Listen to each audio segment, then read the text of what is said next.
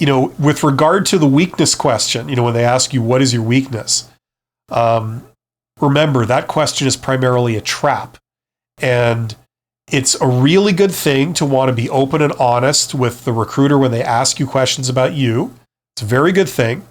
The problem is that if you're a little too honest and a little too forthcoming, especially about your flaws, that can really work against you because you're making a first impression in a job interview. What would you think of a person that you don't know, you're just meeting them for the first time, but the first thing out of their mouth is, oh, I'm no good at this, and I got a problem with this, and I've gotten in trouble before for doing this. What's your opinion of that person now? Probably not very good. Do you think oh, I'm going to put you in charge of, this valuable thing that I have here?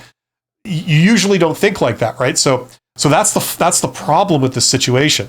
You want to be honest and you want to explain some legitimate issues that you've had to encounter, and maybe you haven't yet figured out the perfect way of handling it or something, but it's a fascinating topic and you're honestly looking to improve yourself and learn how you would handle that, because in the past you've tried to and it hasn't gone perfectly, so it would be great to get into it with these people. But the problem is that what you're really doing in a job interview is you're actually giving a sales pitch.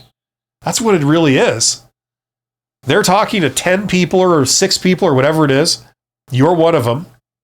Basically, you're there to say, listen, you need to hire me. You need to forget about all the other people you're talking to and hire me. And here's why, That's really what you're there to do. It isn't like a counseling session, So it's hard to remember that, because when they ask these questions, we have a tendency to want to just answer fully and honestly. And sometimes your reward for that is that they just eliminate you, So that's the problem.